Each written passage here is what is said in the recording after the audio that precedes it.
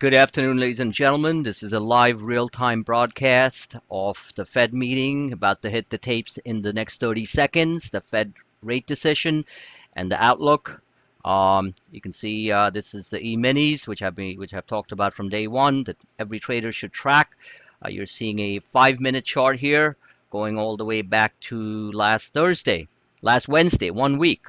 So let's see what happens. Looks like there's a spike developing here, and I'm going to leave this on while the Fed comes out, and I'll come back in a bit and try to explain what's going on. Good luck.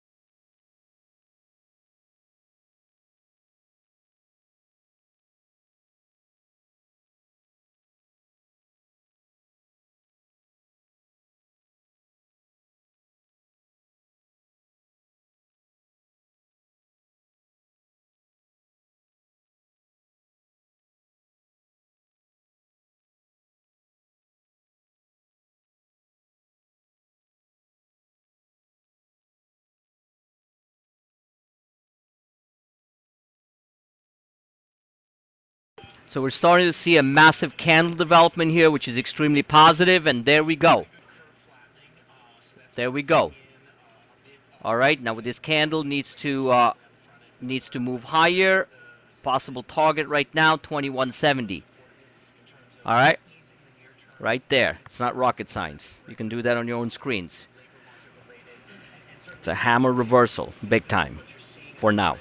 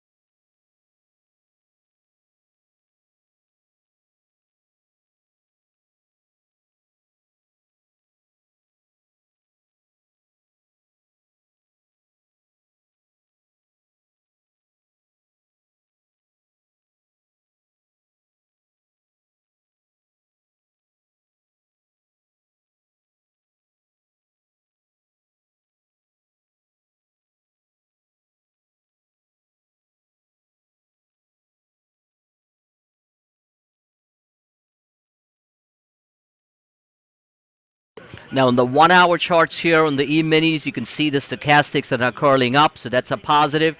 That's telling us that this candle development off the lower Darvis box here, the magenta line, should hold.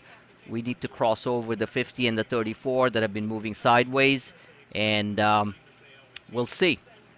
But this looks positive so far, and gonna watch the 10-year bond. The yields are actually falling, which is not necessarily positive, given that looks like the Fed's going to stay lower longer. Also monitor the action in the banks. Goldman Sachs down 20 cents, not a big deal. Bank of America is holding up. It's all in the candles. Let's see what goes on.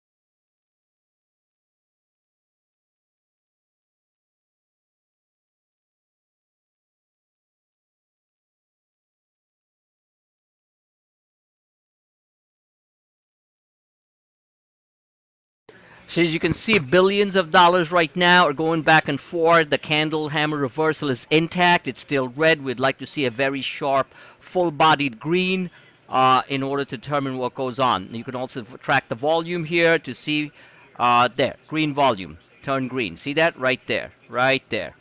That's a good sign, um, and we take it from there. But things change rapidly, so we'll see. Machines are in full control. The algo HFT programs are running 110% right now on overload. And overall, the market, looking at the overall prices in the market, biotech's extremely strong, banks holding up. We're not seeing any major sudden collapse. So that's a good sign for the end of the week. Window dressing. Thank you.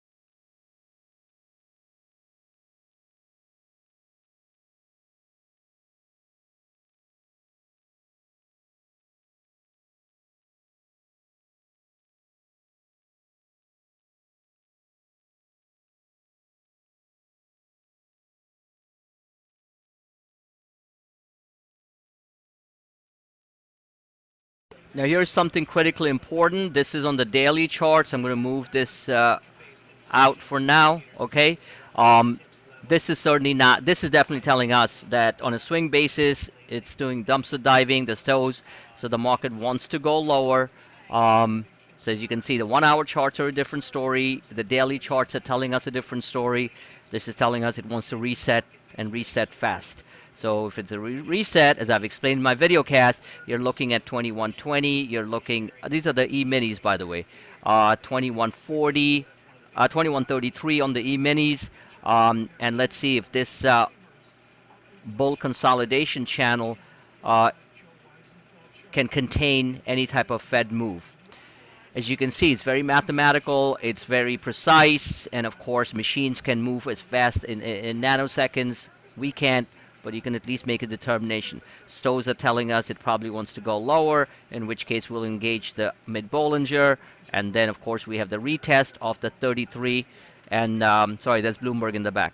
Of the 30 upwardly sloping, which is a positive sign, upwardly sloping 34 and 50-day moving average. This is live screens, one of my live screens in effect. And when I do start the live screen courses, then people will be privy to these type of extremely precise tactical trading, so they can get a better handle. You can do that on your own, but just letting people know when I do start it, the people who subscribe to it, it's going to be a different level of service. Then they can see all this stuff. So right there, okay, that's the Darvis thing. This, as long as this bull consolidation channel holds, we're going to basically break out, and it looks like it will.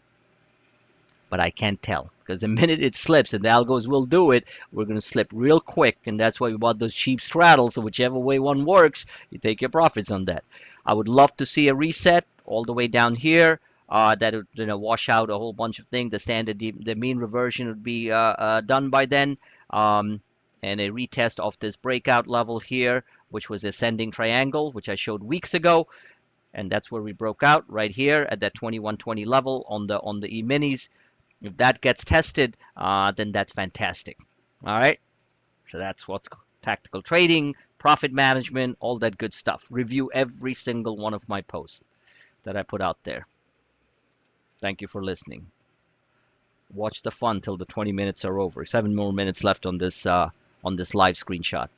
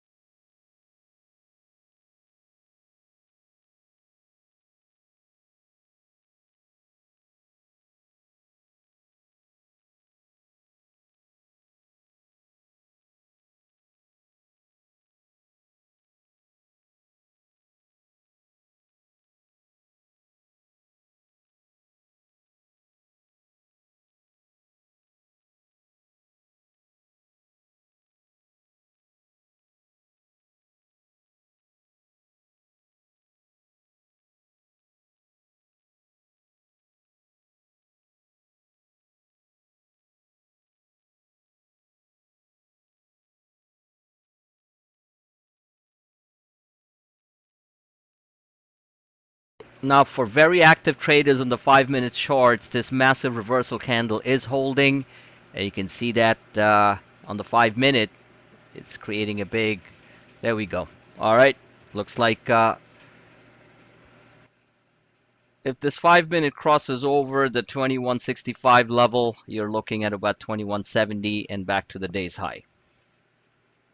Got 3 minutes to go on this 20-minute video cast, so good luck. Enjoy and learn.